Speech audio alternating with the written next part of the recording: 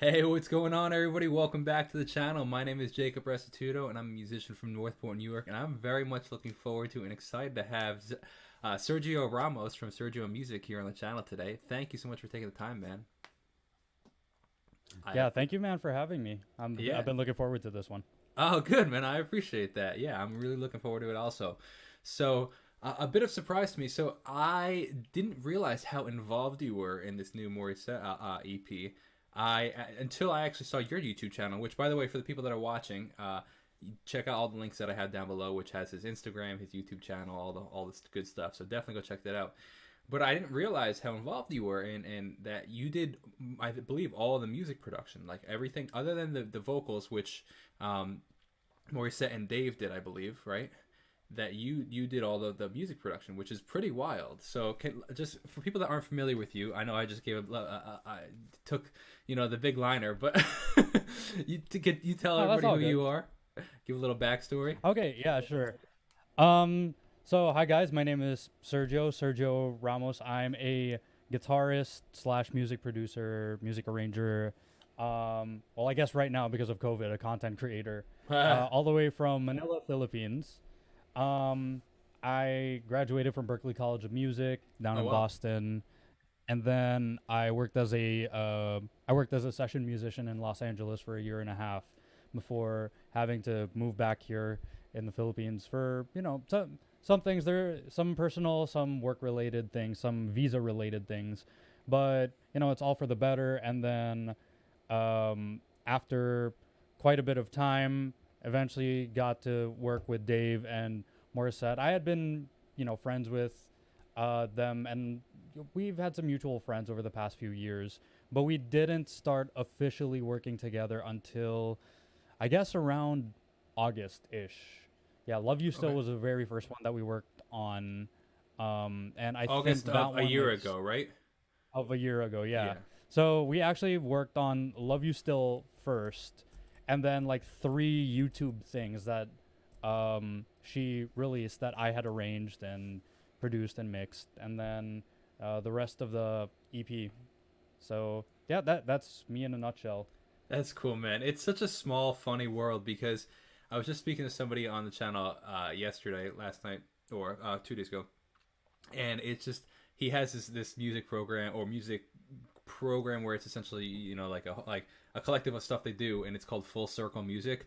And the reason he called it Full Circle Music is because he ended up working with a lot of the people that he looked up to, in his youth, and it just all went full circle. And it's just funny, like, through these interviews, I feel it's so similar, full circle, because it's like here I am a year ago watching these videos, completely not even realizing that you were the one producing and working on all of them, and then here we are a year later.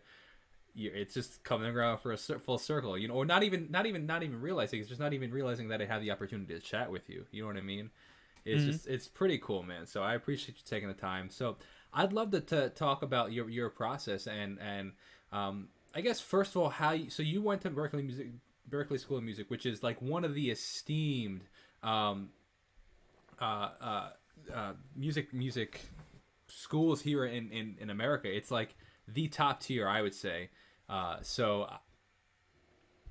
you talk about that? I'd love to hear more about that. Yeah, for sure. So I went there a full 4 years. I have a Wow. bachelor's degree in music. My principal instrument, which is like your main instrument, that's the kind of terminology that is used, is guitar. So my principal instrument is guitar. I went there to be a performance major. There's a lot of different majors. A lot of people will major in film scoring is a very popular one. Some will do music production and engineering, what it takes to be like recording engineer, getting to push all the buttons, getting to patch in like consoles of different compressors and stuff. And then yeah, there's a bunch of different majors. And then kind of unofficially, I guess, I was a music production minor as well. So I did that for 4 years. And yeah, man, my time at Berklee it was fun. It was not what I expected, but it was something that was very very helpful to my growth as a musician. It really opened my eyes and my ears to a lot of music out there. Like I had never heard of D'Angelo's Voodoo before going to Berklee. having my roommate in first year, and it was really fun. Yeah. Well, to prop you up a little bit for a second, not that you even need it, but like, I don't know if people realize how talented of a musician you have to be to qualify to go to Berklee.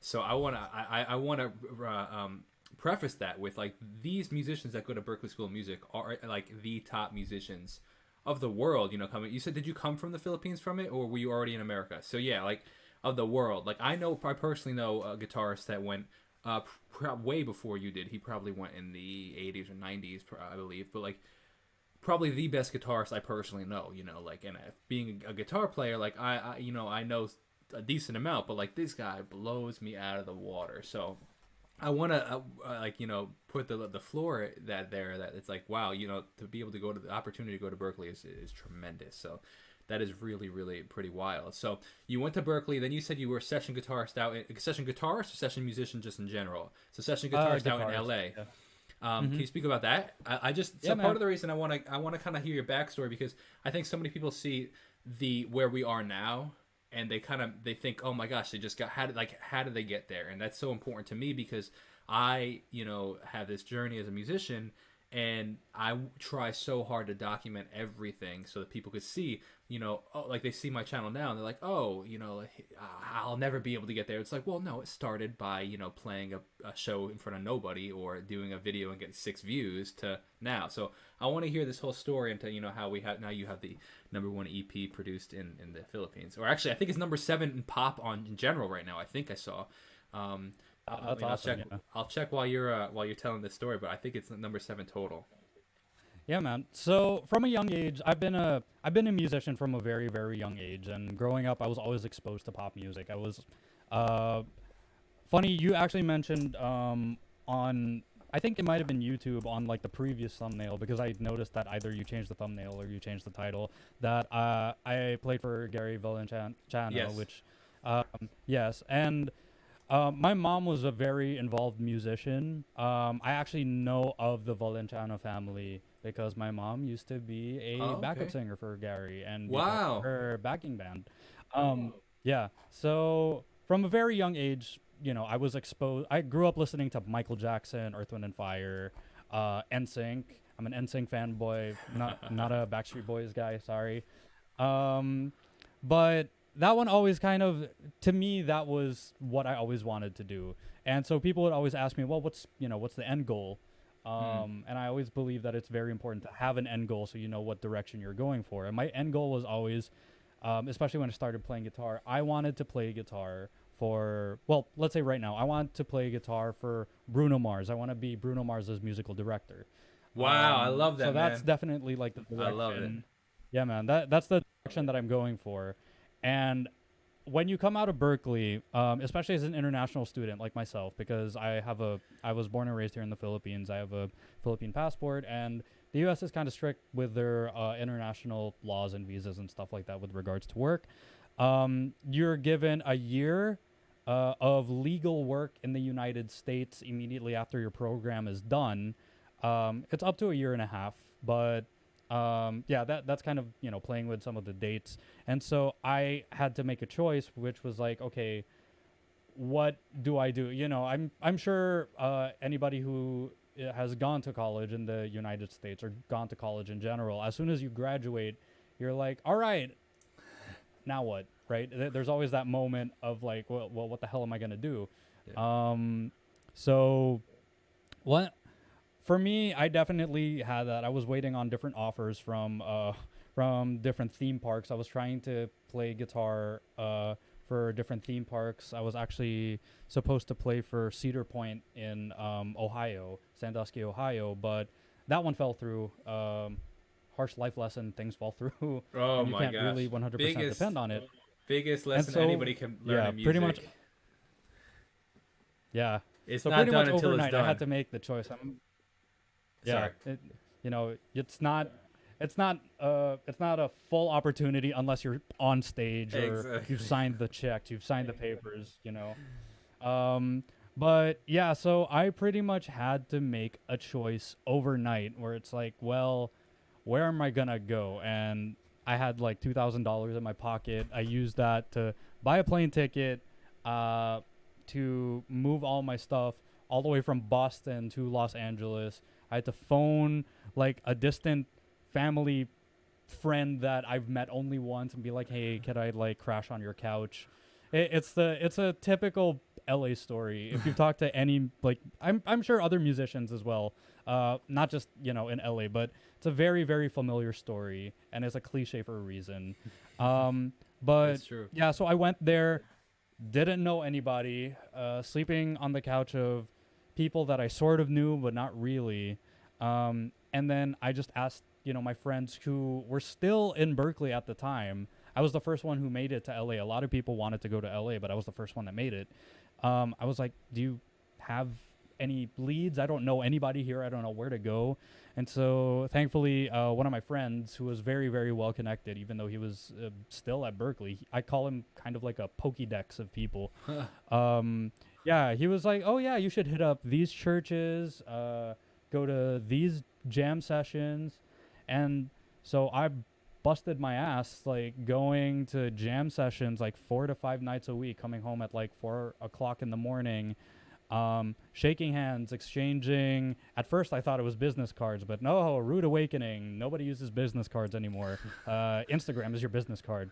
So in my spare time during the days, I would, try and grow my Instagram, and then I would have to go to these jam sessions and be like, "Oh no, I don't know what songs that they're calling out."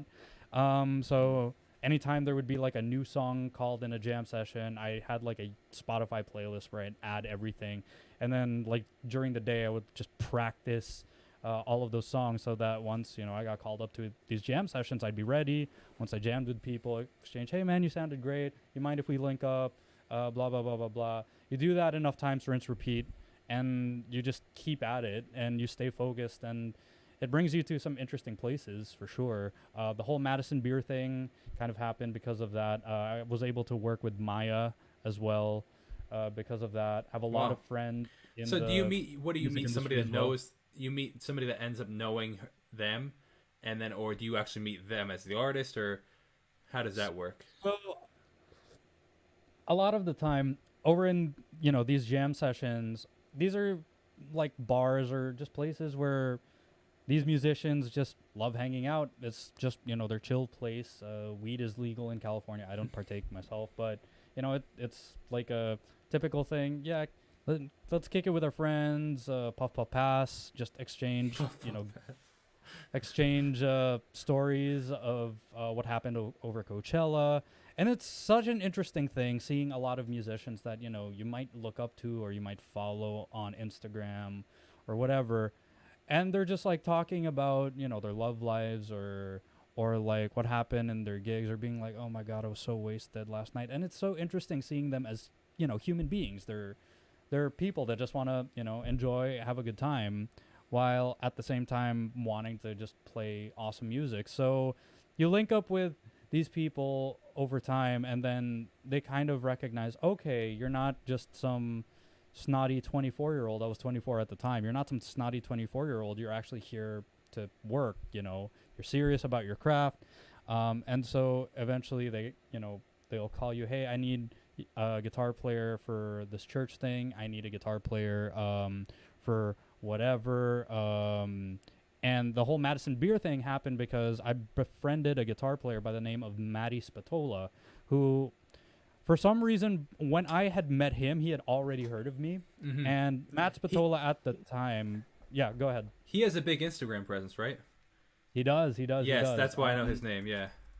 Yeah. So Matt Spatola at the time was playing guitar. He's played guitar for The Weeknd, for T.I., who else? Ty Dolla $ign, a bunch of these LA-based hip-hop artists. He was big into that hip-hop scene.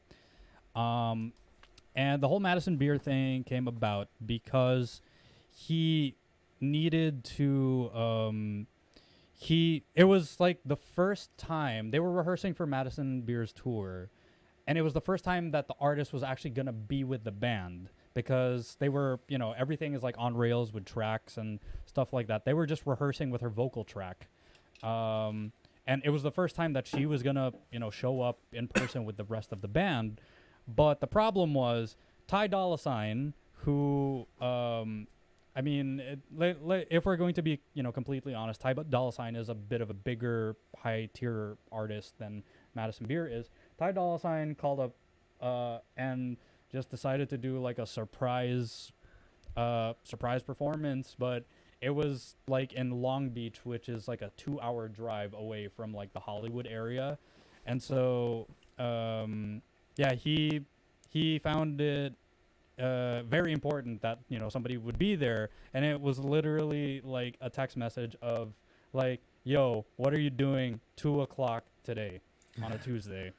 And I was like, "Why? What's up? Could you make it to SIR Studios?" SIR, which is like one of the main touring studios that people rehearse at. So I knew that this was serious. So he was like, "Yo, meet me there in 1 hour." And I was like, "All right, who's the artist?" And then he said, "This is the artist. Listen to her music." So I listened to it. I tried to take as many mental notes as possible. I listened to it like twice. I listened to it a third time in the car over, and I listened a fourth time to them going through the entire set. And I just had to remember as much as I could. And then Madison showed up, and then we ran through the entire set. So That's cool. Man. And then he informed me that he actually had double booked himself, which does happen quite a bit, and was planning to put me on the American leg of the tour. And I was like, "Oh wow, this is awesome! What a great opportunity." But like we all say, things kind of fall short. So further down the line, I was kind of in between two different gigs. I was about to take being a session guitarist for a show at Six Flags in Los Angeles, and the whole Madison Beer thing. And he was like, "Hey man, so my thing with T.I. or whatever artist he was supposed to end up playing for fell through. I got to take this tour." And I'm like, "You know what, man? That's fine." So yeah, that's kind of just a type of story of like how these gigs happen. Everybody has their own version of it. Yeah. So yeah. So as a session guitarist, can and we don't have to go into as much detail as you feel like it, but I like breaking down as much as the wall we can. Mm-hmm. Can somebody make a living out in LA as a session guitarist, or are you still eating like ramen and potatoes for dinner? Well, it entirely depends. For sure, there is that like the way how I saw it is that everybody who was there who was successful, and success can be determined by a number of factors, but everyone who was there had put in their work in some way, shape, or form. They had done their saying yes to everything. They had done their ass kissing. They had done all their handshaking. They had done all of the steps before they finally like settled into their niche, into something. It's 100% possible, but you better bust your ass for it for sure. Takes work. 100%. Nobody gets to nobody gets to the top just by showing up. They've put in the work, if not in LA, somewhere else. Like Sabrina Claudio's guitarist, who's a friend of mine, Alec Lerman, he was a big dude in Chicago before moving to LA. So yeah, he had put in his work, his time in Chicago, and pretty much his reputation had preceded him once he got to LA. So that's amazing. That's amazing. So now from LA, moving back to the Philippines, how do you get connected with Dave and Morissette, and then how do you end up working with them in August of last year, which then led up to working on this EP? Yeah, man, for sure. So when I moved back to the Philippines, I pretty much did the same thing. I tried to repeat my same strategy of like, okay, who are the people that I need to talk to? Where are the people and where are the places that I need to go? So on and so forth. And because of my mom's history in the Philippine music industry, people sort of know of me, but they didn't know me as me currently as a professional guitar player, so on and so forth. They just knew me as like, "Oh yeah, that's Joe's son who used to be like this tall," and she would bring to rehearsals and so on and so forth, right? And I decided to buy a ticket to this one artist who I had only heard of by name because of a musical director in LA who had written a song for her, and that name was Morissette. And so, an opportunity cost, I bought a ticket to her show at the time, and doing a little bit of research of like, okay, what do people sound like here? You know, what is the standard things like that. And I ended up bumping into her manager, who I did a little bit of musical theater a while back, like while I was in high school. And he was part of that. He was like one of the managers of that show. It was High School Musical on stage in the Philippines. Huh. And he just remembered me. And then he was like, "Oh, do you want to meet Morissette?" And then we exchanged information. I had met her for the first time. And then Exchanged just, info with the manager or with the manager, with the yeah. manager. Because when I met Morissette, like, she was in between sets. She had curlers in her hair. She was getting her makeup redone. She's like, "Oh yeah, hi." Well, one of her eyelashes is hanging off. Yeah. And so just spoke very briefly, but then exchanged info with the manager, and he would like bring me along for different things. And then sometimes it would just be, "Oh, let's just hang out and be with Morissette as she like does her artist duties." Like she had to, I don't know if I'm at liberty to talk about what happened that day. I don't know what pushed through. Sure. But let's say she had to go to a meeting here. She had to do something here, and then we would eat lunch here, and then slowly we got to talk. And then the pandemic hit, and when the pandemic hit, somebody had challenged me to do like this. It was one of those like Instagram things where it's like a calendar of different music things that you can do, and supposedly you're just only supposed to like post the song, and it's like a song that makes you feel sad, a song with the color in the title.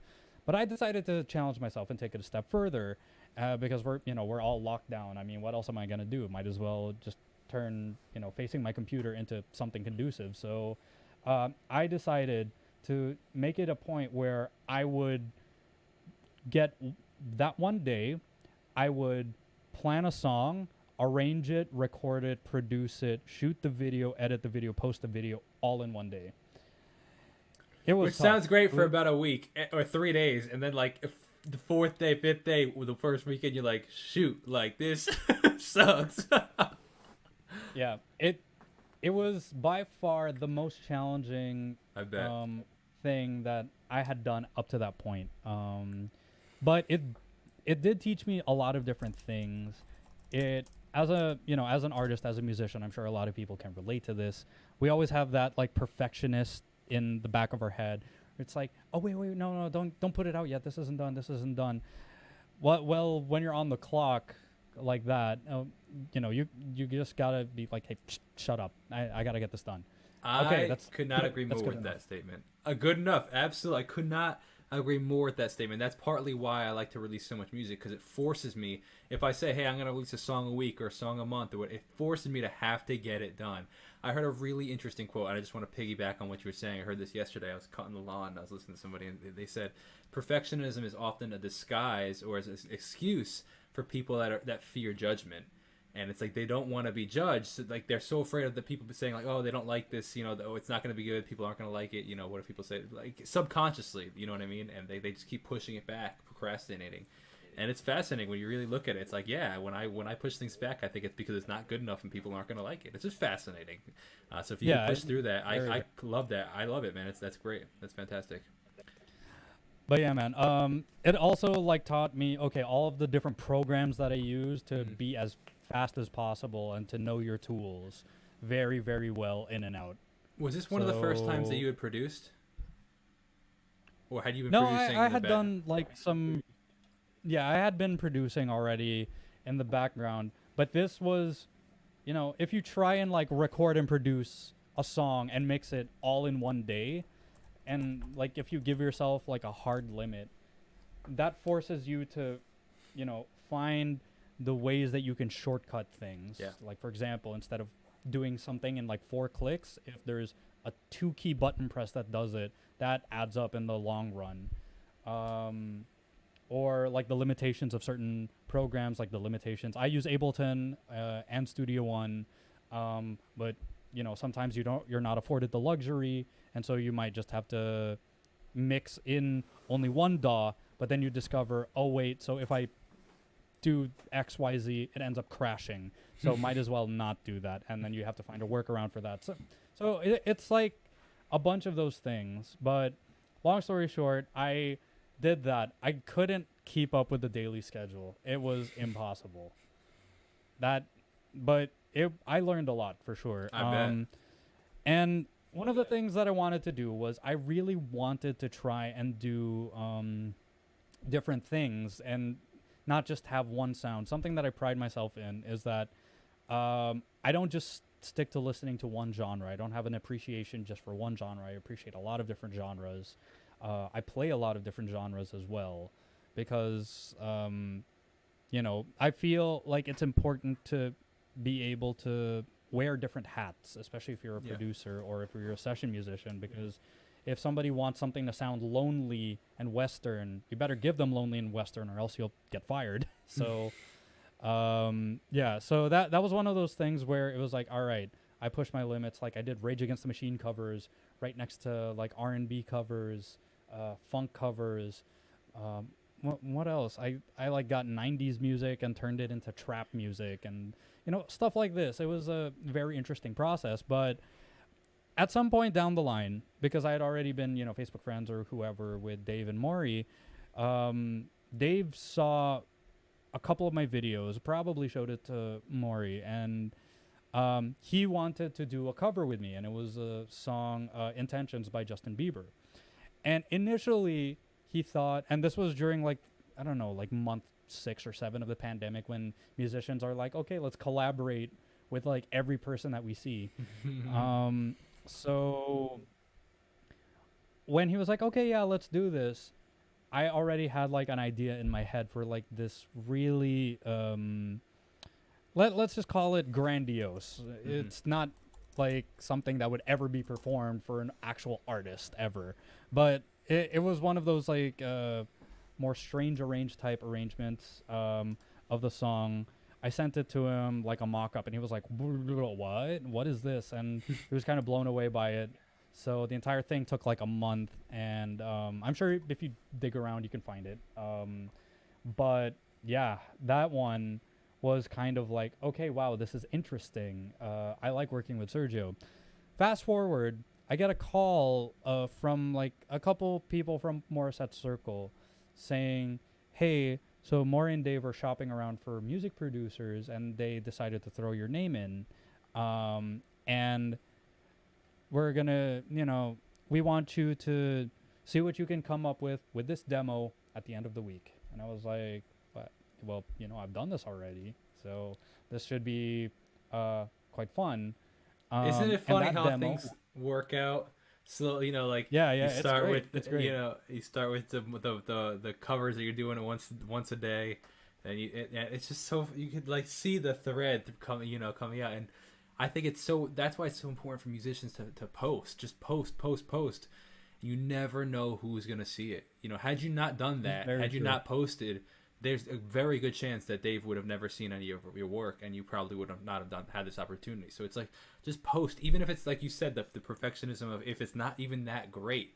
You know, for all you know, Dave didn't see the one that wasn't that great. He saw that one that was great. You just never know, you know. So you just keep posting, man. I love that. So you throw your hat in the ring. You start producing, or you try it for the demo. Yeah. Well, just jumping off. A funny thing that always ends up happening is that the one that you're like, yeah, this is my shit. Oh, oops, sorry. Yeah, this is the one that I'm really good with. Like 5 people like it. Exactly. Yeah, and then like the one where it's like, I guess, all right, so this is me. This is what I'm doing. Yeah, sure, whatever. That's the one that like goes viral. You know, in comparison, that's 100%. The one that people pick you up for. So you just never know. But going back, so that demo, because I heard the name, you know, Dave and Morissette, like obviously it perked up. I perked up, and I was like, I got to make this good. So over those 7 days, I pretty much woke up, produced, ate, slept, repeat for an entire week. I really wanted to, bust out all the stops and kind of get try and make something out of the demo. And the initial demo for Love You Still was literally just Dave playing the guitar and Maury singing on really really rough, just something rough, Yeah, like a voice memo kind of thing. Yeah, something similar to that. And then I'll do my usual thing, which would be I'll get that, I'll stick it into Ableton, I'll like force it into the tempo grid. I'll put in my markers of like, okay, this is probably the verse. That's another thing too, is that they gave me nothing, no information on like, yeah, this is the verse, this is the chorus, blah, blah, blah, blah, blah. All that they said was, we want it to sound top 40s modern, which is pretty up my alley, but that was all the information that they gave me. And it was almost like a competition or audition, because they had given it to 2 other people and they wanted to see, what everyone else would come up with if given very, very limited parameters. So I would say within that 1 week, Love You Still versus the officially released version is probably about 80% at that point. Yeah, so a lot of the elements and a lot of the things that are in the original were already in the demo that I had sent.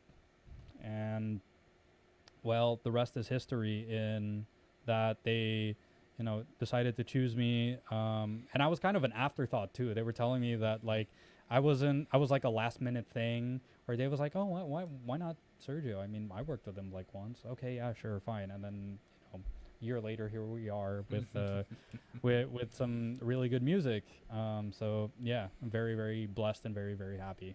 I love that, man. I love that. That's so fascinating, and it all leads back to just putting out music, putting out content, putting stuff out there, and getting your stuff out there. Like it's just that's all it leads to, man. Is you never know who's gonna see it, man. Mm-hmm. It's so fascinating. So, have you worked on all the tracks since then? Like, did you work on Phoenix when it came out? Yep. I worked on Phoenix. So I talked about this in my YouTube video. Oh, and by the way, for those watching, please subscribe to my YouTube channel. Hit the bell notification. Yes, it's linked down below. Yep. All of those things. Follow me on Instagram. Blah blah blah blah. But yeah, so the creative process, which was pretty much the whole Love You Still creative process, would be, and we had a couple meetings to discuss, scheduling and content scheduling, because I wanted to keep myself and them on track. And I was like, okay, guys, we have to get certain song milestones done by this date. Otherwise, you guys are going to overload yourselves and you're going to overload me. And that's not going to be good, because, they were like planning ahead. I mean, obviously that's their job. They're planning ahead of like, okay, this is what the music video is going to sound like, blah, blah, blah, blah, blah, blah, blah, blah, blah, blah. And I'm like, guys, I'm the first in the chain. This has to be good. You have to give me something. So they'll give me a rough demo, and then do the same thing. And then I'll talk with them back and forth. Sometimes I'll like shift something by like a couple bars. I'll be like, I feel like there should be a pause here, or I feel like this should be here. And then I'll ask them, what do you want it to sound like? If you had to give me 5 songs that are already out, who or what do you want it to sound like? And I'll load those up in a Spotify playlist, and then I'll listen to them for just like a week straight, like not even touching my computer. I'm just like, do nothing. Don't touch my guitar, don't touch my computer, don't put a single MIDI note, don't record anything, just listen, and then keep trying to dig for something that sounds similar. So for Trophy, for example, let's say it already had the whole reggae vibe and they wanted a top 40 reggae vibe. Okay, what songs are out there that are top 40 reggae? Okay, probably Side to Side by Ariana Grande. What else is also there? Okay, Madison Beer has a pop reggae thing. Okay, cool. Madison Beer has another pop reggae thing. Okay, double cool. Bruno Mars has another, and then you kind of build up the playlist and you try and figure out how all of these like elements from different songs could connect. Sometimes it could be like direct things, like I would get the drum groove of this one song, put it with the bass line of an entirely different song, and then try and put a guitar part that I come up with on that. And then Once I have like, let's say the verse and the chorus done, I'll send it to them and I'll be like, what do you think? And then they'll either like say, yes, this is exactly what we want, or actually, could you change this thing and this thing? And then I'm like, all right. And then I go back to my little cave and just, work on everything for like a couple days, and then send them something else. And then, okay, yeah. And then rinse, repeat. I'll just keep working on the song while they're off to do their own things. And we're playing to our strengths because I'm not the best songwriter. They're better songwriters than I am. So if they didn't write great songs, I would have nothing to chew on. And the songs were pretty much done. Like, the songs were completely done. The arrangement in terms of like the form, where it's like they had a first verse and then a pre-chorus and a chorus and a hook and a blah blah blah blah blah. They already had that in place, and I just had to expand it even more. So that's pretty much my entire job. I was the expander of their song ideas.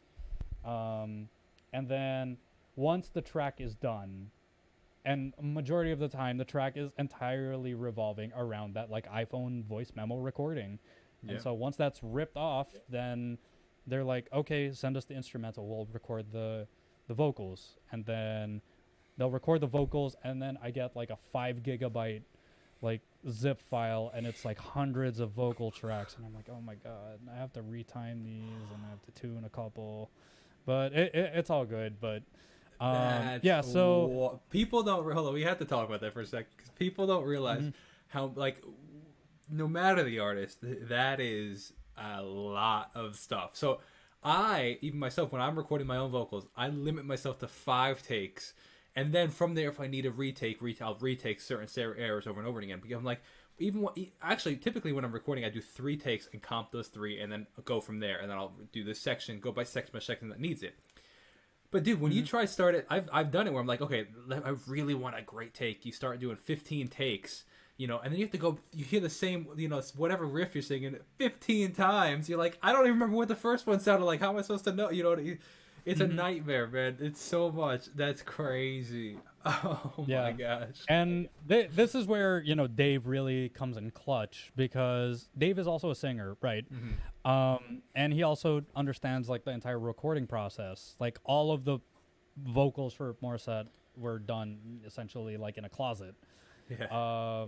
The modern day guerrilla recording, studio thing. Exactly. But he's the one that ended up choosing the takes, the comping. Okay. And he was the one who would do some of the vocal tuning. Well, actually, no, he did like most of the vocal tuning. It would only be like if my ear would pick up something where it's like, your tuning was like really weird here. Could you just send me the original file and I'll tune it myself? And he's like, yeah, sure, whatever. So that saves me like a lot of headache and a lot of time. And it's so tedious too. Yeah. And mind you, throughout this entire album process, we met in person twice. All of this was done via Zoom and like Google Drive links, right? So it's kind of difficult if you're not the one who's recording the artist, that you're the one who's doing the take comping. It's like impossible. So it was, it's best that Dave did that one. With the retiming, because I was the one who had better tools for vocal retiming and take retiming. I was the one that did all of the retiming of stuff. Like that way it's not like, so will you stay. So that, with like 800 background vocals, they're not all saying stay at like 800 separate times. And he gets all the stuttering left, right. Yeah, absolutely. Yep. So I was the one that did all of the mixing. I was the one who did all of the vocal retiming. And it's the same thing where it's like, I'll send them like, okay, so this is mix number 1. Okay, could you bring up the drums or whatever? Okay, yeah, sure. Mix number 2. Okay, so the vocals are kind of buried. Okay, cool. Mix number 3. Rinse, repeat, and then, yeah. I think we eventually got really fast with the entire mixing process, because I you think also start to learn what they want. Yeah. Kind of thing. Yeah. Yeah, pretty much. Like I had presets already dialed in for the EQing of for just the EQing for the vocal mic that Morissette was using. Like there would be certain frequencies that were kind of like spiky just because of the mic or her voice. What And mic I did they already use? had those. Do you know? It was a warm audio. I think it was like a U87, but a warm audio version, and then Okay. recorded. A lot of it were recorded through like a Neve 1073 on a UA Apollo, the Sweet. preamp. Yeah. I love the gear So talk. So that probably went over 85% of people's head right there, but I love it, man. I love that. yeah, man. It's so cool. Good stuff. So I just gotta ask. This is a completely side note. It's 9:41 p.m. for you there. Are you drinking coffee right now, or is that? No, It that looks like what? coffee. No, I'm no, like, no. What? it's the musician life. Well, it's also okay. I'll be honest with you. Me and my girlfriend played a video game yesterday, and we got really into it. And so we kind of wrecked our sleep. So I like didn't fully wake up today until like I don't know, like 5, and then I even took a nap afterwards. So yeah, There you go. 5 Okay. p.m. Yeah. Like, so So you've been up for So like pick me 2 up. hours right now, with your nap included. yeah, give or take. No, there's a little bit more than 2 hours, but I definitely did wake up from a nap. I showered and then got ready for the interview. So Oh, that is too funny, man. I love that. I love that. So we have a couple of questions from the subscribers here that I think are pretty cool questions. Let's yeah, no, see. for sure. So being that you produced the track, but Dave and Morissette did a lot of the vocal stuff, was there ever a section of or a time where you would recommend, hey, I think that in this section you should do this style vocal, whether it be a growl or belting this or singing softer here? Would you send them back saying, hey, I would recommend maybe retracking this, or was it all kind of that they just gave it and then you kind of just worked with what they gave?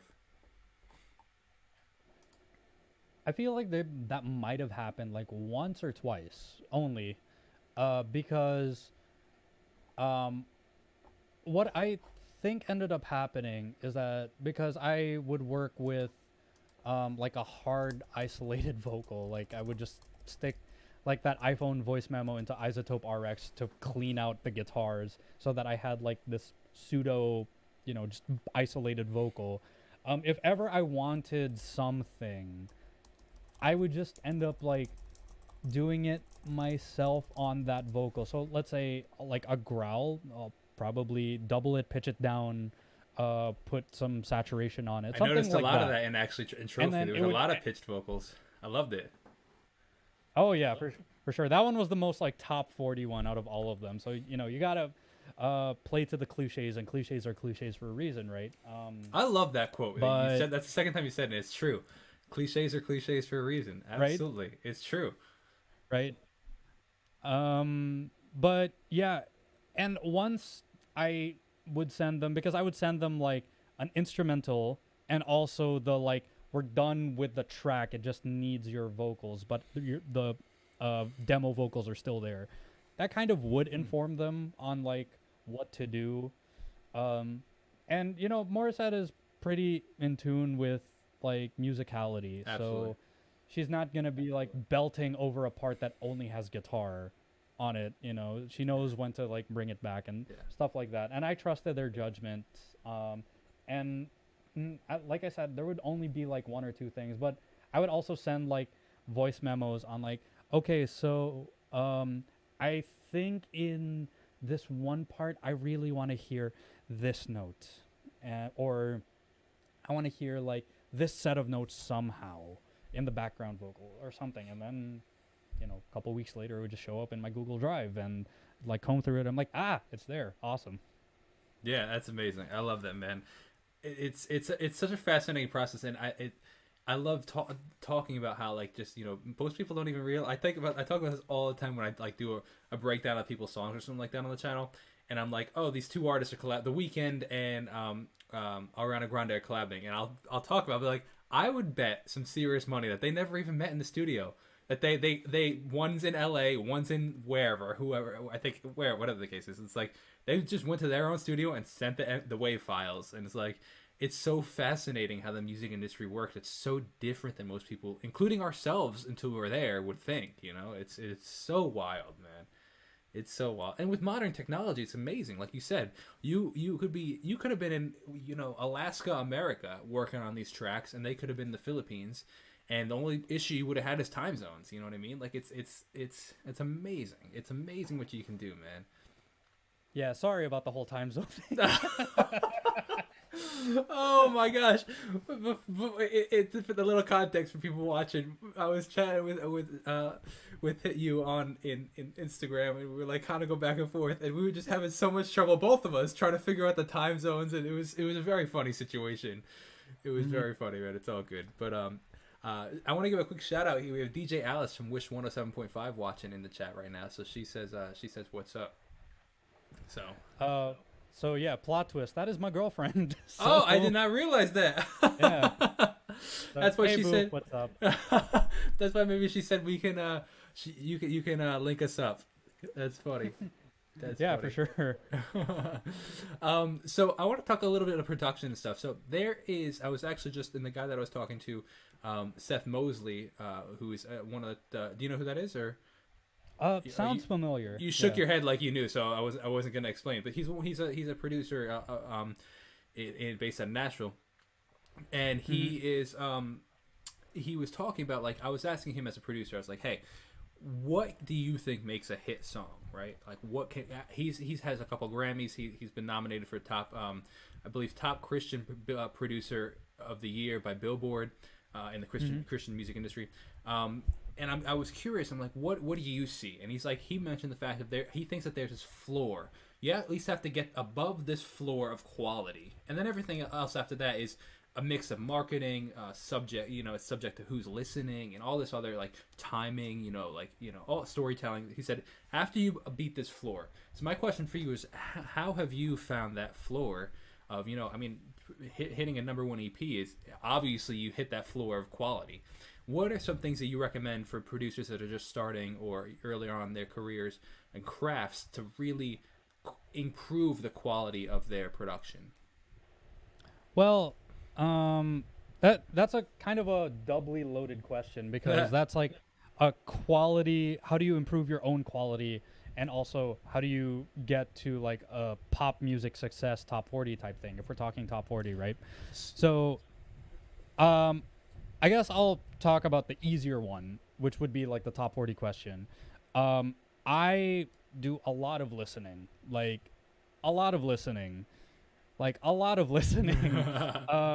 a lot of different music, as I've said. And there's a lot of analysis. You said it, marketing, planning, timing, all of these things.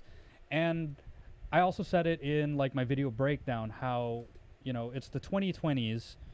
Trap music is everywhere in some way, shape, or form. If you listen to anything, like, let's say Positions by Ariana Grande, you still have those like sprinkler hi-hats. You still have like certain drum grooves where it's like do,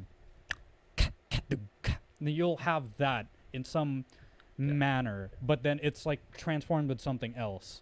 So it's also a case of like looking at what is trendy right now. What is the overall theme right now? So for example, right now, pop music has a mix of like trap and like some 80s like synth wavy type stuff.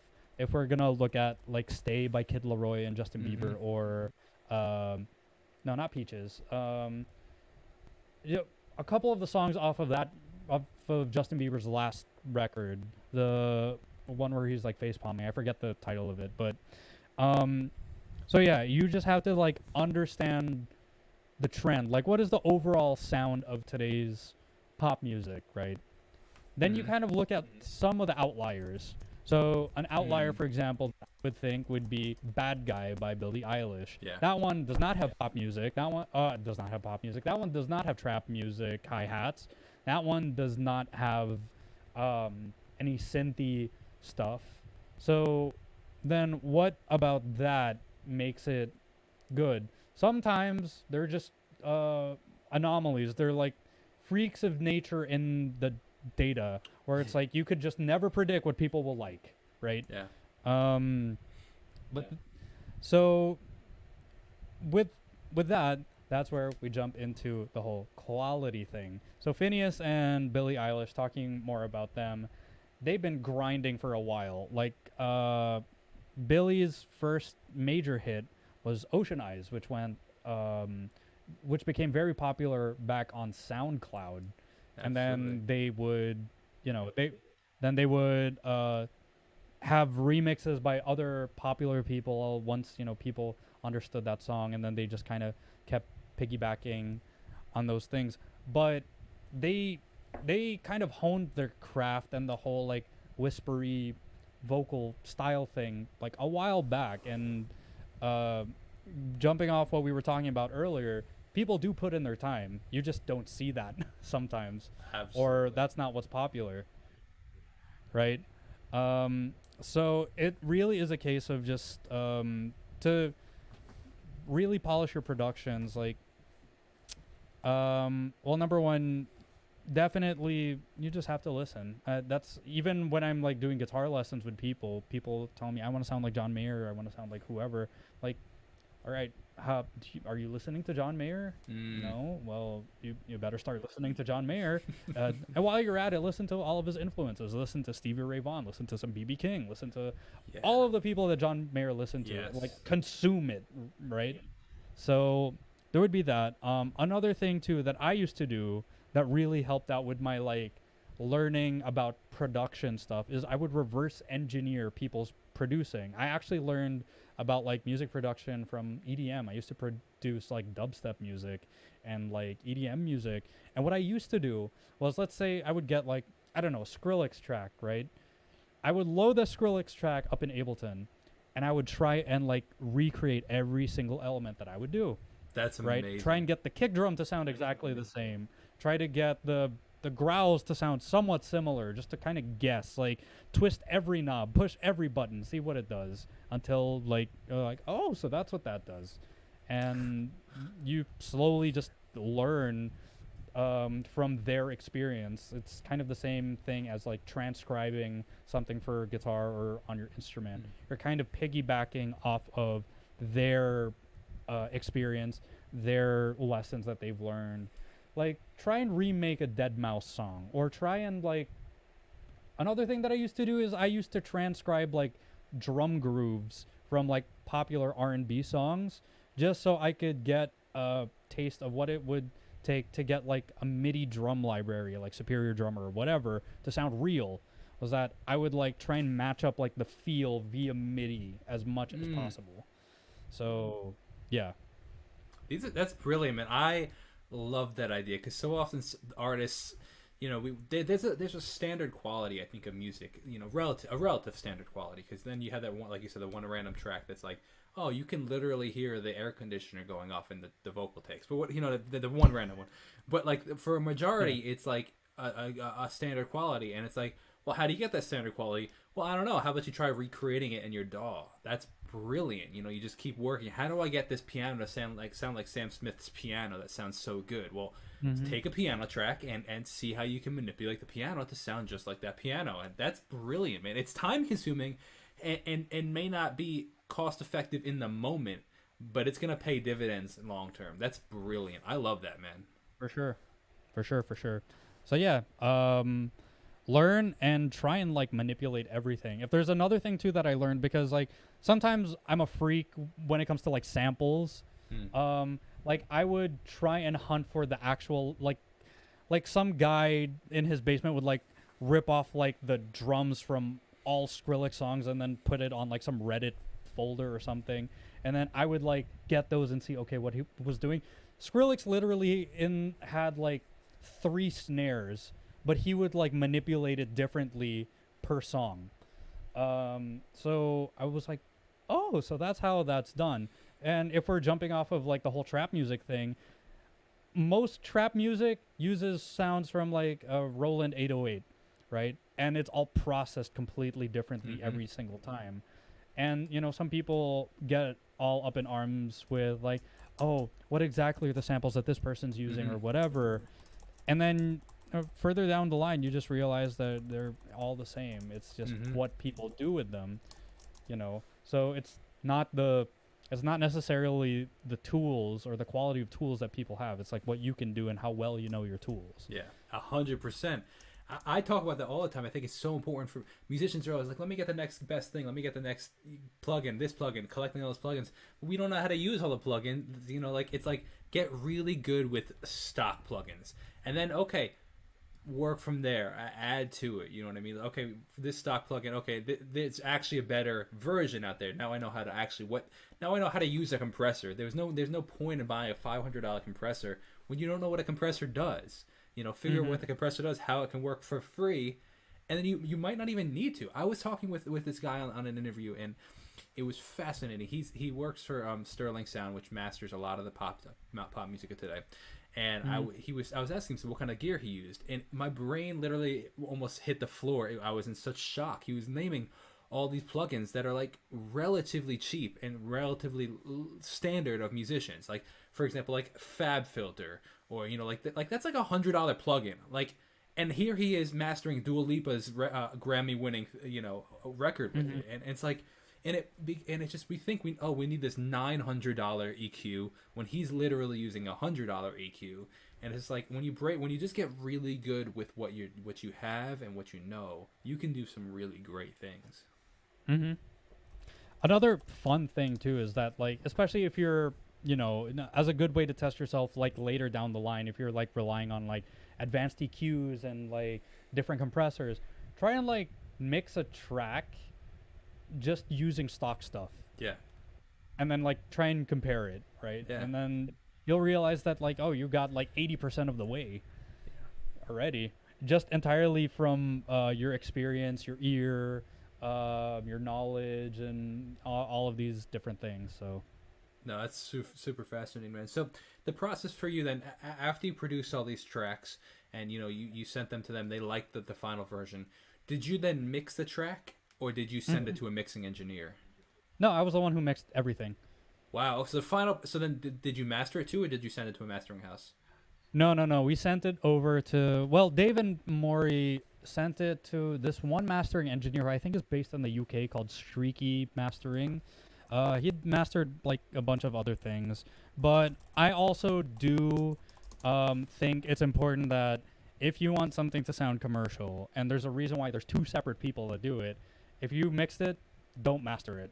Or if somebody else mixed it, you can master it, because you need perspective, which is another very, very important thing in terms of any creative thing. Really, but especially for something that's a lot more on the objective side, like mixing,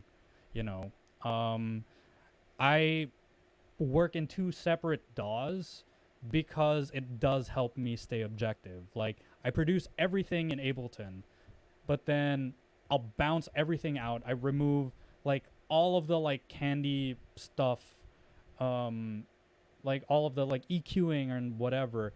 I have it in nice clean audio files, put it into Studio One, and I'm no longer thinking of like, oh, you know what, I could saturate the sample even more or whatever. No, I'm thinking already, okay, how do I get these frequencies to fit a little bit better? So I have a kind of a fresh perspective because I'm staring at a completely separate project file. And you can't go back and... Man, I ran out of oxygen there.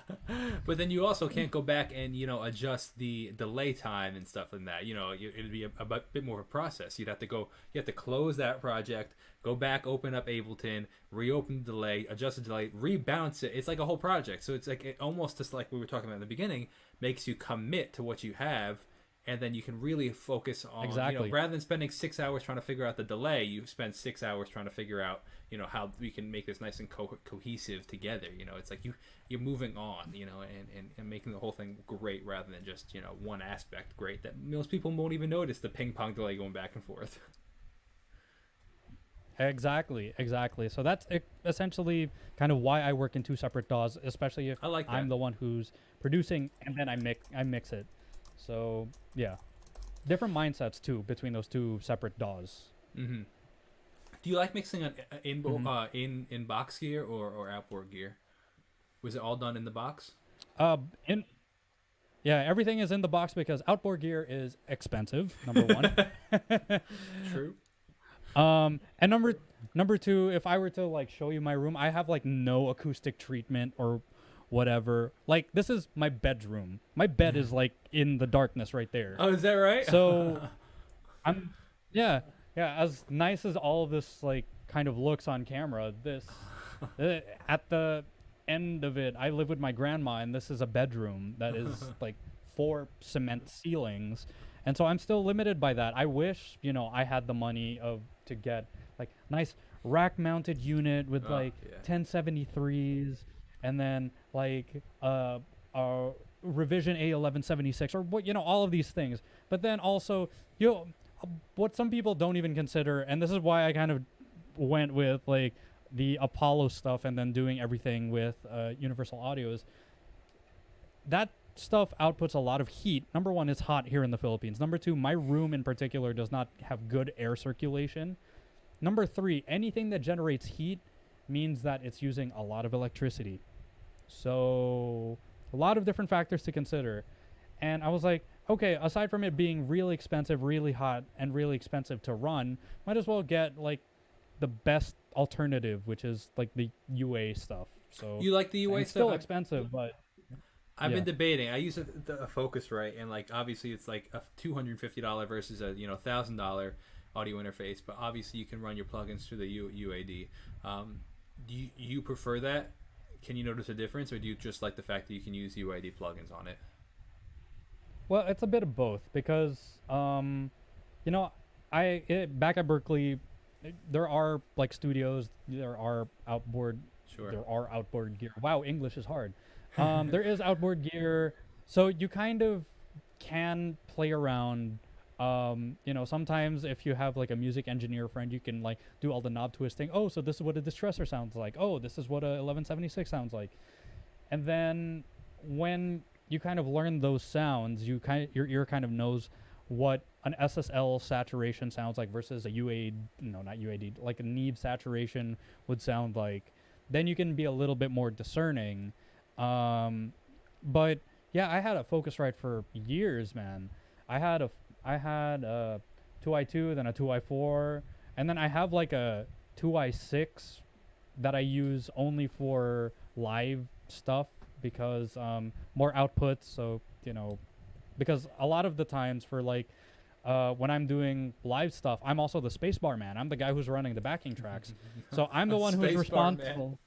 Yeah. So I'm the one who's responsible for sending the click to the drummer, giving the sound man the backing tracks, and then the singer is like, could you bring up the backing vocals? Yeah, sure. And then adjusting the slider while also having to, tinker around with my guitar stuff. So yeah, but that's an entirely different topic. But yeah, so I used Focusrite for a while, then I moved on to I had an Audient ID14, and then once Love You Still kind of hit it big or in whatever way, I was in a position where it's like I had enough money saved up, and I believe that okay, you know what, I think I'm at the point in my career where I can slowly level up a little bit. So with that money, and because I think it was like Black Friday sale or whatever, got a bunch of the UAD plugins that I wanted, and I had already like played around with like API style EQs and Neve style EQs, and so I knew what I wanted.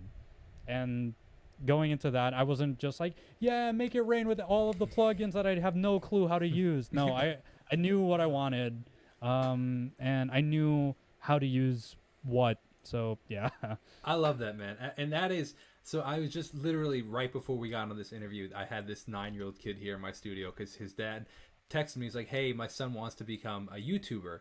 And which is funny. I don't even think of myself as a YouTuber. I think of myself as a musician, but YouTube is paying the bills. So I guess so. But one of the things is exactly, and you hit home on exactly what I told the kid. I'm like, you just start with what you have. And I told him I started filming with my iPhone. You start with stock plugins.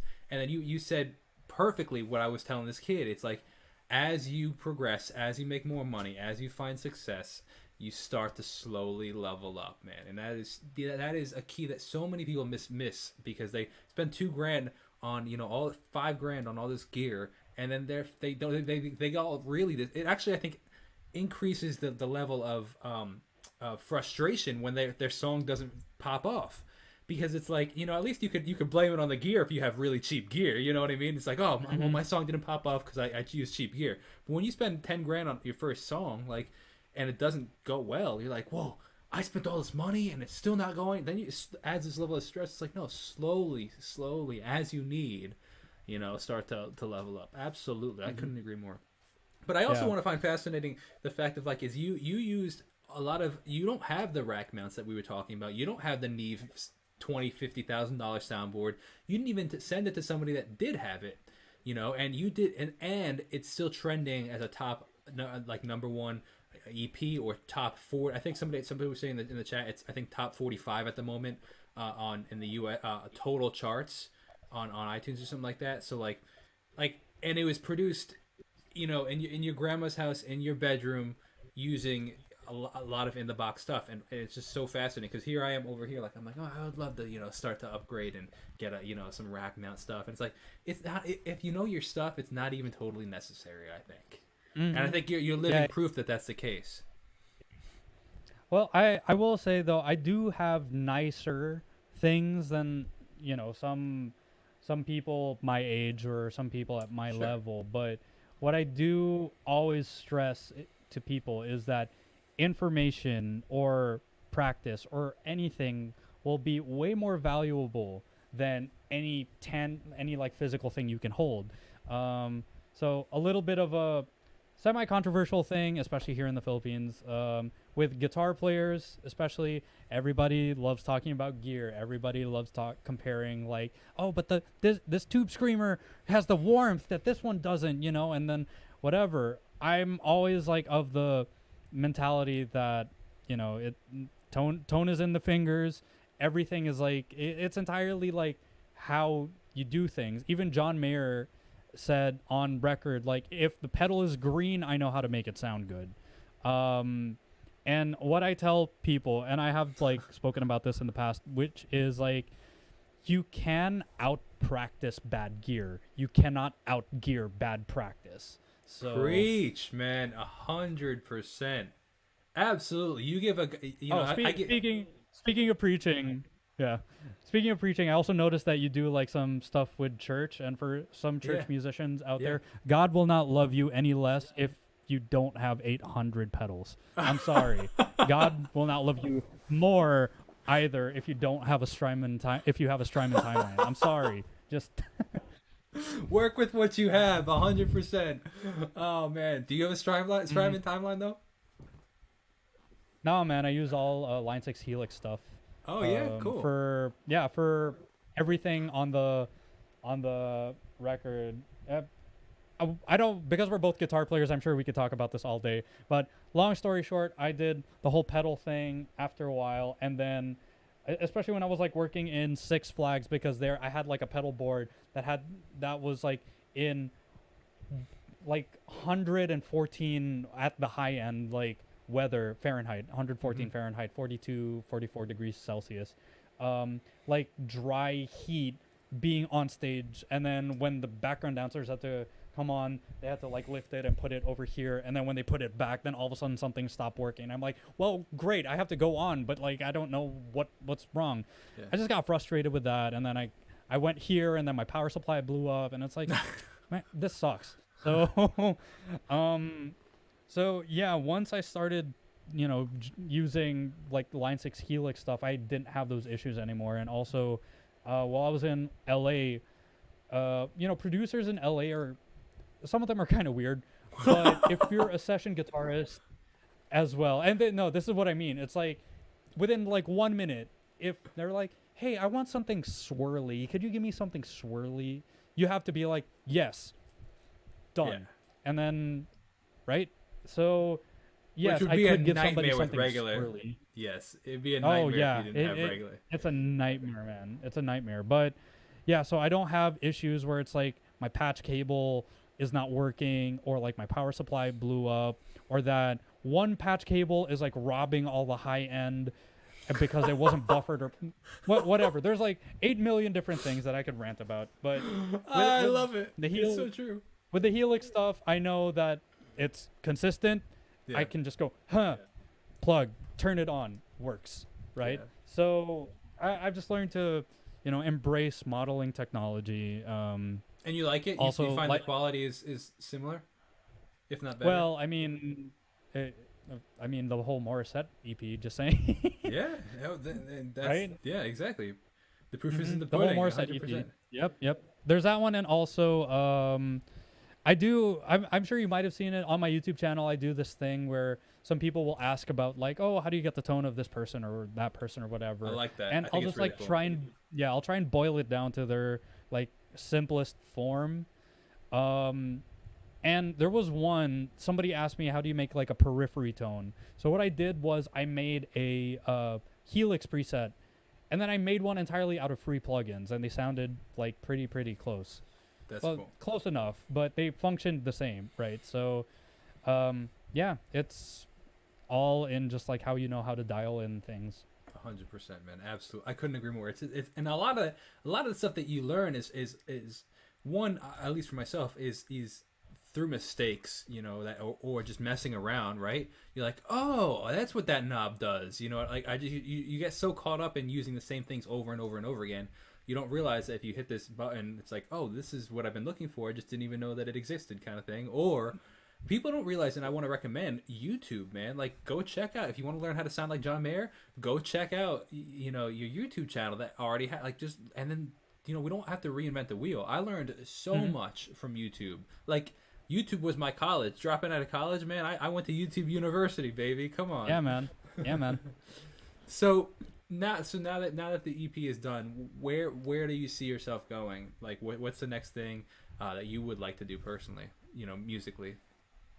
Well, what I personally would want, my heart is on stage. I live and breathe for live music, but of course, because of COVID, that can't happen.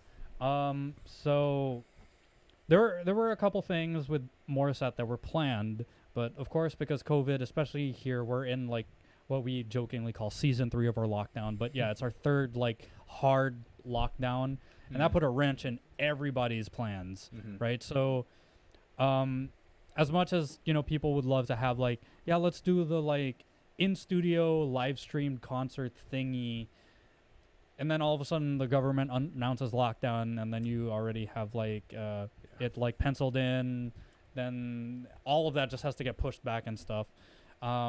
So while all that stuff is like settling, while all the dust is settling, I'm working on stuff that I can do. So for example, this wonderful interview with Mr. Jacob Restituto. Make sure to hit the subscribe button. I appreciate that. There was that one. Listen to this wise man right here. There's that one. I don't know, just generating content. I also do like gear demos for a guitar store here. And that's another way for me to challenge myself, because like I get unfamiliar gear, and then I have to make it sound good. And I also like to challenge myself by writing a track for the gear, right?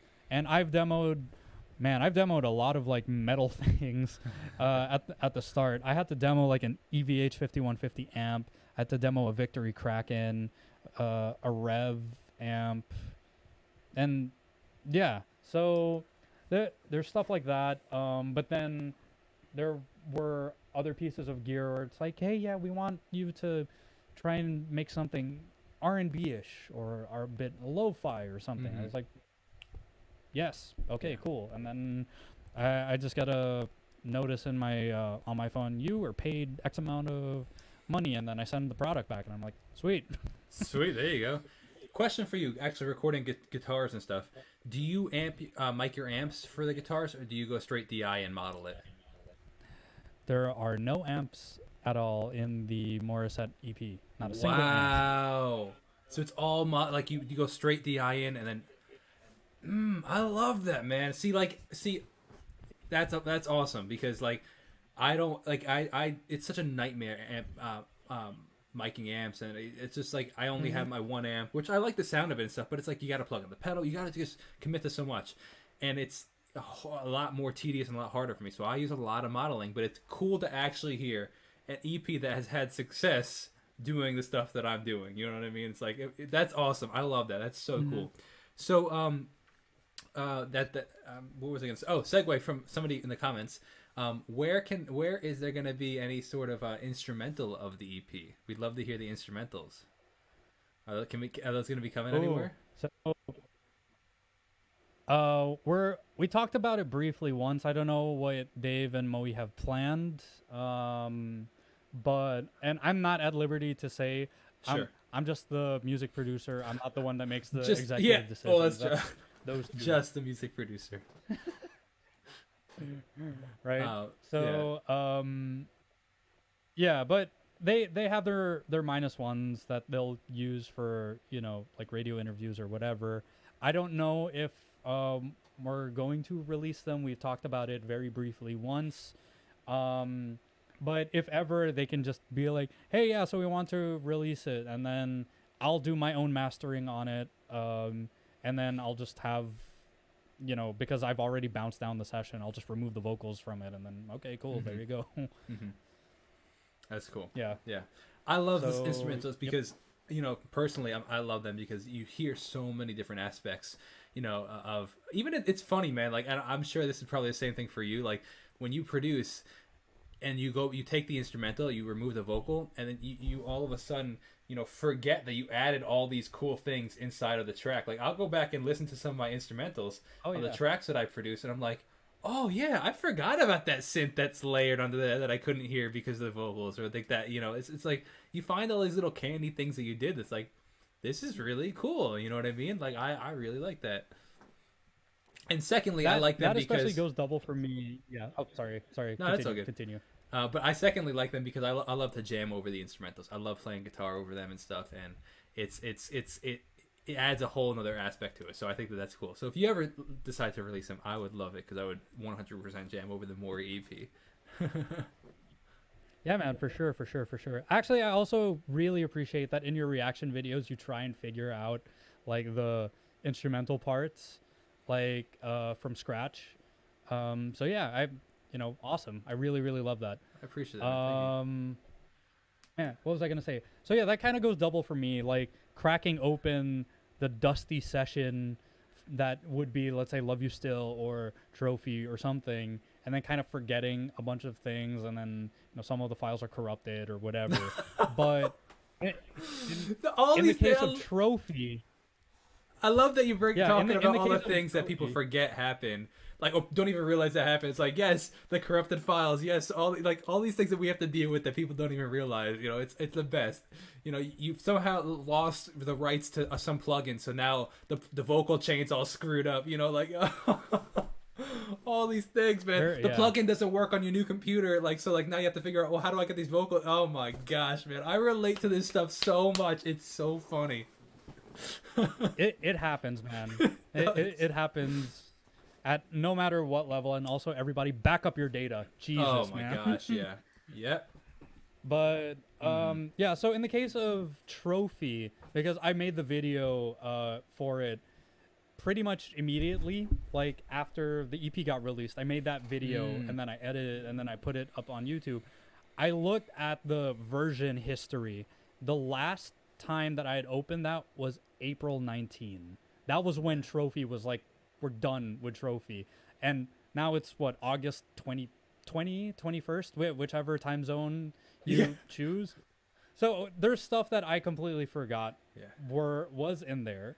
But then also, just me, because I'm kind of, as you can probably tell, I'm kind of a quirky guy.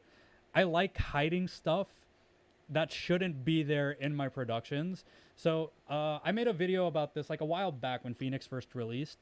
Part of the percussion in Phoenix is actually me beatboxing, and it's me rubbing my hands together. I love that. That's cool. So there's that one. What else? No, not Will You Stay. My gosh, I'm like completely blanking out. Mirror. So in the song Mirror, because there's like this big synth or whatever, part of me is like, what could I do just to add a little something that shouldn't be there? Let's add 8-string guitar to the synth. Sure. So yeah, could you imagine that there's like 8-string down-tuned guitar on that song? No, probably you would never guess. So Yeah. there, surprise. I love that, man. That is so cool. That is so fascinating. All these little things. It's almost like goes back to the interview with Phineas and Jimmy Fallon. If you heard about them talking about like, I think it's like the hi hat or something like that that they use inside of I think Bad Guy. I think it is like the clicker inside of like the walkway clicker in Australia when you're waiting to like to wait for the stoplight thing to change. Oh yeah. You know, it's like the it's like a countdown, and he sampled it. He went there with his whatever Tascam, sampled it, and then put it in this track that has now like 10 billion streams on it. And it's literally what the Australians hear every time they're waiting at a stoplight to cross the street. Oh, another thing too. I think in Phoenix, no, not Phoenix, in Will You Stay, I kind of layered like 3 separate snares. One of them is actually on this stool right here. There's like this little metal bit, and literally if you just hit it, it just goes. I love that, man. So that's in there too. That is amazing. That's the creative part about music that I love. It's like all these crazy things like that you just. I was watching this video of a producer, and like I have like a top producer like produces a lot of the famous rock songs. So like she knows what she definitely has the accolades and knows what she's doing. But she's like, hey, how would it sound if we run the guitar through like they split wires and they ran the guitar through a light bulb, an Edison light bulb, and they were like, and it was just wild. So when the signal came through, the light bulb lit up. And then it exploded. It was just this wild thing, and they were just sampling all these crazy things, and the distortion that would come from it. It's just all these crazy things, man. It's so wild. Hey, man, producing is fun. It's fun. It is. It's It funny, is. and it's fun hiding stuff. It So. is. But you got to get through that hump. I'm curious, actually. Let's talk about this really quick. I feel like every song that I ever produce, there's this moment where it's like, I want to quit music to some degree. It's like nothing is working. And then as soon as you get past that hump, I feel like it's like when the floodgates open and everything starts to work out with that song. You start this synth and that hi-hat and this guitar, and but it's just like this one section where it's like you just got to walk away for a little bit, and then you come back and you got to grind through that part that you hate, just not working, and then boom. I'm curious if you experience the same thing. Oh my god, man! Every single song. Exactly. Honestly.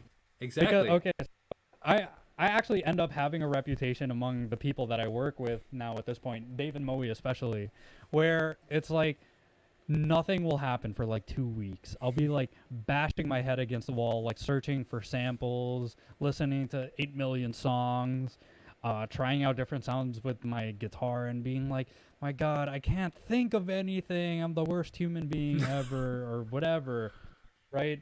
And then magically in 3 days, the song finishes itself. And I'm like, 100%. That's how it works. It's so you have to grind past that like part where you like hate it, and then as soon as you do it, like just clicks. And it just all comes together, and it's like done in like 4 minutes.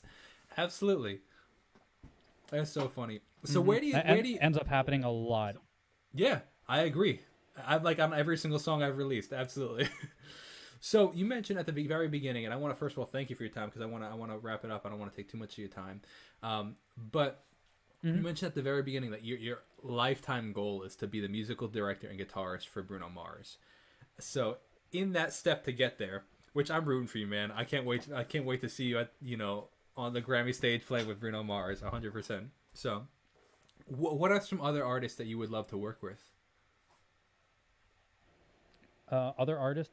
Honestly, just like any like A-list artist. Like I know a lot of the musicians that work with a lot of A-list artists. Like for example, I don't know if you know the guitarist Chris Payton by any chance. Maybe. He like that or so I tell people there's my all-time guitar hero, his name is Greg Howe. Back in the 2000s, this dude, he played for Michael Jackson, he played for NSYNC, he played for Julio Iglesias, Justin Timberlake, right? And those were all the like hit pop stars at the time. Well, of course, Michael Jackson. I mean, come on. But for example, Chris Payton is another guy right now where he has played guitar on tour professionally on tour for Nick Jonas, for Demi Lovato because of one particular tour that they did together. BB Rexa, or no, there was another. Well, anyway, who's the one? Katy Perry, and then just a whole bunch of other, pop people and pop things. And his counterpart is a bass player Joe Cleveland. He's a left-handed bass player. This dude has played for big K-pop stars. He's all. If you watch any of the like Vic Firth jam videos where it's like a focus on a drummer or whatever, he's the one who's playing bass. Best bass player that I've ever played with, for sure. Who else does he play? He's played for Miguel, also Katy Perry. Yeah, man, the list goes on, but I just want to get to like that level where I'm known for being a good session musician. Same, Mark Lettieri is another great example, because sure, everybody knows him as Mark Lettieri for Snarky Puppy, but then he's also done, session work on Tori Kelly's last album. When Mateus Asado wasn't available, or when Mateus Asado was already kind of feeling a little iffy with his session artist stuff, because Mateus has wanted to do his own thing for a while. Are you friendly with Mateus? I've met him once. I'm friends with his bass player because he's in LA a lot. I've met Mateus once. But yeah, I can't say a single bad thing about him. That's great. But yeah, so I just want to get to that level, and that friend, for example, who gave me the Madison Beer thing, he's right now playing for Jessie J. So on the last world tour, Jessie J. I've also worked with a guy who was part of the Jessie J tour, but he had to go off and do other things. He was the musical director for JoJo and a whole bunch of other people, but right now most people know him as the musical director for Kanye West. So wow. I want to get to like that level for sure. That's amazing, man. Why not? Absolutely. You've definitely taken these steps to start to get there, so why not? You're still mad young, man. You got many years ahead of you. That's amazing. Yeah, man, That's sure. so good. So I want to thank you so much for taking the time. If you could just hang out for 2 seconds, I want to thank everybody else that was watching this also. Shout out to everybody for watching. All you guys that made it to the end of this. You guys are the true ones. Shout out to you guys. Definitely go check out all the incredible work that Sergio has done. Oh, he's about to shred. Let's hear it, man. What do you got going? You got to give us some outro music? There it is. Come on. So yeah. Yeah, there it is. Come on. It was fun that you were trying to figure that one out. Yeah. I was actually using Let's see. Can we replay it? What key is that? C sharp minor. Oh, but you tuned down, huh? Oh, there it is. Sharp. Yeah. There it is. There it is.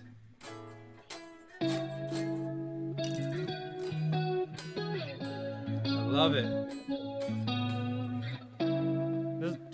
There's too much chorus than on the actual recording, but that's pretty much the sound. C sharp minor, the walk up. Yeah. Sorry. There it is, man. I love it. I love it. It's so good. The tone is fantastic. Thank you. I love how you just had that ready. You were ready to go, man. Yeah, man, for sure. How are you getting such a clean sound? Is that coming through the microphone, or is it coming through the? No, it's direct. How are you getting it to come through the? To send it to me? It's a long process. I love it. It sounds That's a story for another day. That sounds for fantastic. Sure. Thank you. That's amazing. That's good, man.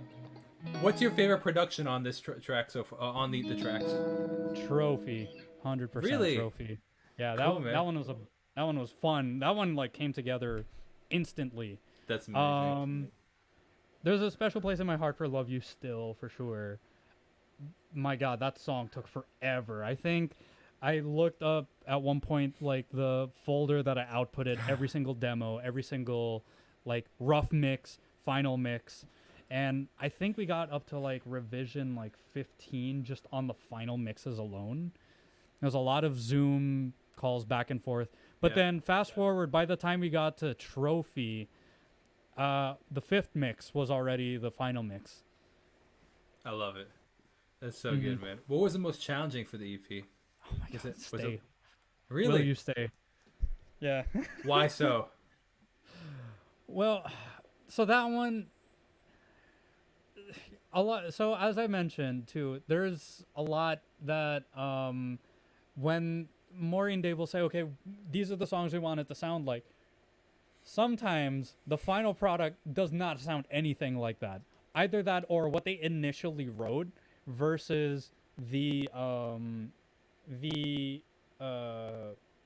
in the Philippines we call them pegs, but the inspiration or like the reference track, like they just won't work. So for example, for Will You Stay, what they had initially written was actually way slower than what was there, and the track that they referenced was a song by Alicia Keys called Underdog, which has like let me see, it has something like some fast strumming part where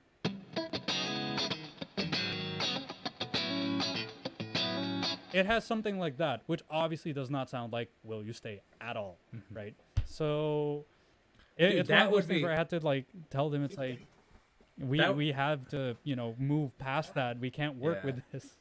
That would be tremendous content right there to say to talk about all the pegs or inspirations for all the different songs, whether it be for you or like the production wise or Morissette talking about them. But like that would be super fascinating. Like I think people would be super fascinated to know like, oh, this was the inspiration of the production for this, or these 3 songs were the inspiration production for this, and talking about also which ones were the inspiration but didn't make it. You know what I mean? Like you said, you know, Underdog by Alicia Keys, but that was very different from the final Will You Stay. You know, I think that'd be really fascinating. I think that people would love that.